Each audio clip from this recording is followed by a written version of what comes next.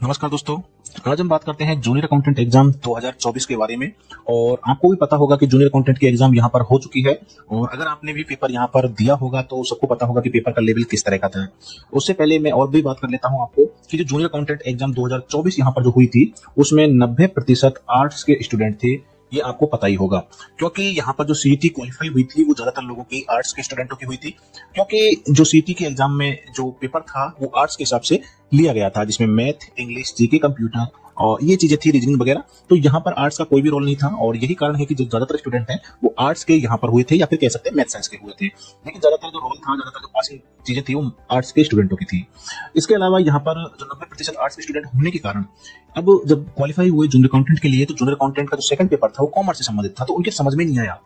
लगभग 80% लोगों के तो वो पेपर समझ में ही नहीं आया। और आप भी जानते हैं कि जब आर्ट्स का स्टूडेंट कॉमर्स की बुक्स को पढ़ता है तो एक बार में उसके कुछ भी समझ में नहीं आता, क्योंकि कॉमर्स की बुक ही ऐसी है, क्योंकि जो चीज उन्होंने कभी पढ़ी ही नहीं और वो चीज आपके सामने अगर रखती जाती है तो निश्चित रूप से कहीं ना कहीं प्रॉब्लम क्रिएट होती है। और यही हुआ आर्ट्स के स्टूडेंट के सामने। समय बहुत ही कम था, 2 से 3 महीने यहाँ पर बचे हुए थे और 2 से 3 महीने में इतनी तैयारी नहीं होती, क्योंकि जब वो एग्जाम देके आए थे तो वहां पर चल रहा था कि क्या हम क्वालिफाई होंगे या नहीं होंगे। तो उस चीज को ध्यान में रखते हुए उन्होंने ये सोचा कि क्यों ना हम फर्स्ट पेपर की तैयारी करें। उन्होंने फर्स्ट पेपर की तैयारी शुरू कर दी और जैसे रिजल्ट डिक्लेयर हुआ, उनका सिलेक्शन हुआ मेन एग्जाम के लिए या जूनियर अकाउंटेंट एग्जाम के लिए, और उसके बाद में उन्होंने सेकंड पेपर की तैयारी स्टार्ट कर दी। लेकिन कहीं ना कहीं ये चीज देखने को मिली थी कि जो सेकंड पेपर है वो 1 महीने में या 1.5 महीने में क्लियर नहीं हो सकता, क्योंकि आप भी जानते हैं वहां पर 6 सब्जेक्ट थी। फर्स्ट में भी 6 सब्जेक्ट थी और सेकंड में भी 6 सब्जेक्ट थी, और इतना समय नहीं था कि वो 6 के 6 सब्जेक्टों की तैयारी कर ले। दूसरी बात आती है कि यहाँ पर जो एग्जाम ली गई थी वो RSM SSB के द्वारा ली गई थी, आप सभी जानते हैं। और इसका जो पेपर का लेवल है वो भी आप सभी को पता ही होगा कि किस लेवल का ये पेपर देती है। अगर मैं फर्स्ट पार्ट की अगर मैं बात करूं तो बहुत सारे लोग तो फर्स्ट पार्ट में ही क्वालिफाई नहीं होंगे,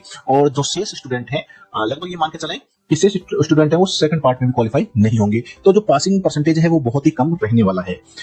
मैं एक अनुमानित कट ऑफ बताने जा रहा हूं और उसी कट ऑफ के आधार पर, क्योंकि देखिए जो सीटी की एग्जाम हुई थी वो भी आपने देखी है, उस कट ऑफ को भी हम ध्यान रखेंगे। इसके अलावा जो जूनियर अकाउंटेंट या फिर जो जितनी भी एग्जाम हुई है उसकी आंसर की के अनुसार, आंसर की मैं बात करूं तो यहाँ पर ये कहा है जो अध्यक्ष साहब है उन्होंने कि 5 मार्च को आंसर की रिलीज कर दी जाएगी जूनियर अकाउंटेंट की। जी हाँ, 5 मार्च 2024 को यहाँ पर आंसर की दे दी जाएगी। कट ऑफ की मैं बात करूं तो यहाँ पर जो कट ऑफ बताई गई है वो 45 से अगर 50% है आपकी तो आप अपने को क्वालिफाई मान सकते हैं जनरल कैटेगरी में। और अगर ओबीसी कैटेगरी की बात करें तो वही 45 से 50 मार्क्स के बीच में, यानी परसेंटेज यहाँ पर मैं बता रहा हूँ इतनी परसेंटेज आपकी बन रही है तो आप अपने आप को क्वालिफाई मान सकते हैं। ईडब्ल्यूएस में 45 से 48, एसटी में 40%, एससी में 40% और एसबीसी में 42 से 45%। अगर इस कट ऑफ के बीच में, इस परसेंटेज के बीच में आपकी परसेंटेज बन रही है तो आप 90% ये मान के चलिए, 99% ये मान के चलिए कि आप क्वालिफाई हैं। अब ये चीजें आपको कब पता लगेगी? जब रिजल्ट आने वाला होगा, रिजल्ट आएगा तब आपको पता लगेगी। लेकिन ये अनुमानित कट ऑफ है और मैं आपको बता दूं कि इस कट ऑफ से ज्यादा कट ऑफ नहीं जा सकती, क्योंकि आपको पता होगा एक तो जो नेगेटिव मार्किंग थी वो नहीं थी, दूसरा पेपर फर्स्ट केवल आर्ट्स के स्टूडेंटों का था, उसके बावजूद भी यहाँ पर सिर्फ 52% गई थी, सिर्फ 52% की मैं बात कर रहा हूँ। और इसके अलावा जो 90,000 स्टूडेंट थे उसमें भी पूरे स्टूडेंट नहीं बैठे थे, लगभग 75,000 स्टूडेंट आप एग्जाम में बैठे हुए थे, ये मान के चलिए।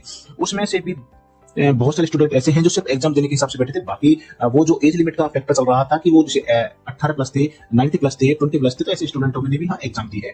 तो मोटा मोटा अगर बात मान के चले तो लगभग 60,000 ऐसे स्टूडेंट थे जो इसके लिए क्वालिफाई थे और एग्जाम की तैयारी की थी। तो 60,000 में से आपको 5,000 स्टूडेंटों में सिलेक्शन होना है और नेगेटिव मार्किंग थी इस मेन एग्जाम में जूनियर अकाउंटेंट की में। और दूसरी बात यहाँ पर कॉमर्स का भी बहुत बड़ा फैक्टर रहने वाला है। दूसरी बात यहाँ पर एक चीज और देखने को मिलेगी, 40% मिनिमम मार्क्स है, 40% से आप कम नहीं हो सकते। वो बात अलग है कि एसटी एससी में आपको 35% है, 5% की छूट मिलने वाली है एसटी के लिए, लेकिन 40% भी यहाँ पर नहीं बन रही बहुत सारे लोगों की। लगभग 80% लोग ऐसे हैं जिनकी 40% नहीं बन रही है।